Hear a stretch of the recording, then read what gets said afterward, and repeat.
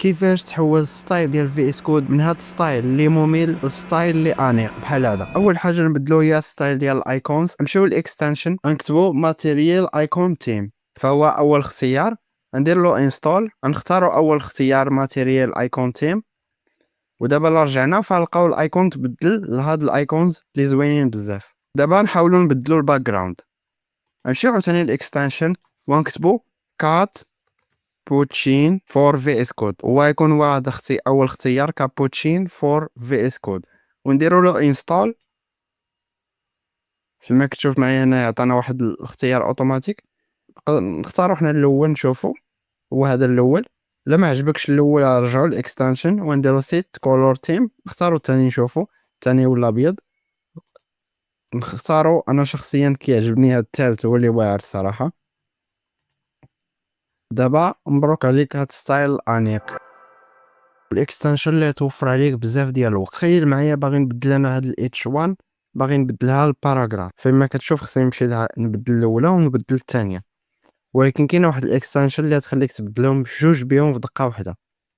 غتمشي للاكستنشن وتكتب اوتو رينيم تاغ، وغتطلع لك هي اول وحده هي هذه، ودير لها انستال.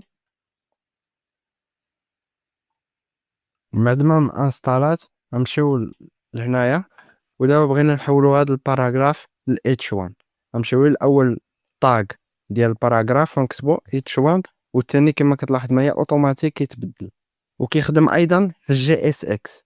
مثلا بغينا نحولو هاد الباراغراف نحولوها لديف، كما كتشوف معايا اوتوماتيك كيتبدل الثاني. كيفاش تزيد حيوانات اليفه في اس كود بحال هكا؟ يمكن لك ترمي لهم كره هما كيمشيو كيتبعوها. يمكن لك ايضا تزيد حيوانات واحد اخرين، مثلا نزيدو حنايا ديناصور.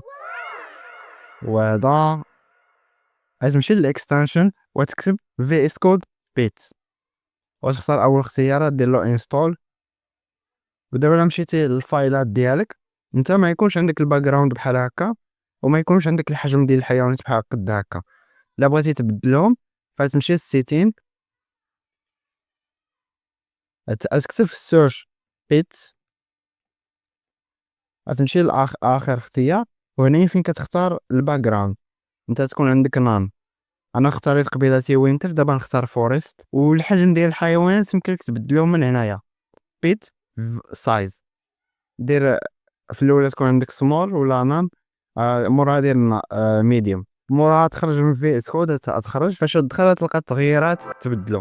كما كتشوف معايا هنايا فعندي شي اخطاء كارثيه في لونغلي، فالحل بسيط هو واحد الاكستنشن اللي تعاوني سميتها سبيل كود تشيكر، هي هادي.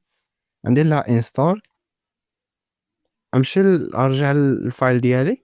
فما كتشوف معايا هنايا كاين واحد الخطوطه زرقين من تحت الاغلاط اللي عندي في لونغلي اللي كارثيين. باش نفيكسي هذا البروبليم هذا نبرك على فين كاين عندي الخطا ونمشي لهذا المصباح اللي بالصفر، وهنا كيعطيني الاختيارات اللي صحاح. انا نختار ديفلوبر، عاوتاني هنايا كاين فولوين. الا مشيت للمصباح كان عندي هنا هادي ويصلحها لي. كما كتلاحظ معايا هاد الاكستنشن زوينه وواعره بزاف. تخيل معايا باغي تطلب المساعده من صاحبك انه يشوف معاك الكود ديالو، فهو يشوف هادشي ماشي منظم، ما يبغيش يعاونك، يقول لك اش هذا التخربيق هذا. فالاكستنشن اللي غنوريكم دابا ندير كنترول اس، فهي كترجع لنا هادشي منظم. كيفاش نانستاليو هاد الاكستنشن؟ غتمشي للاكستنشن وتكتب بريتير، هي هادي، دير لها انستول.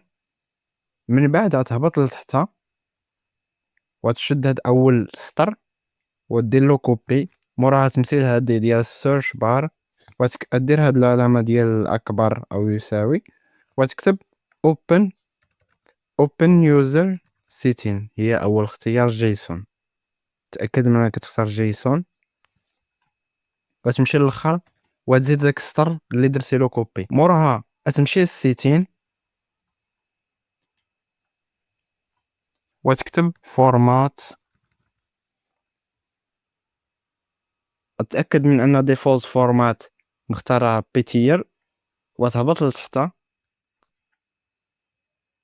وتأكد ان هاد فورمات اون سيف دير لها تشيك. ودابا رجعنا للكود ديالنا ودرنا شي تخربيق هكا بالزربه. ودرنا كنترول اس فلقاو كلشي خدام مزيان. وصلنا لاخر اكستنشن وهي كيت هوب كوبايلوت. هي واحد الاداه ديال الذكاء الصناعي كتعاونك تكتب الكود وكتسهل عليك الكودين.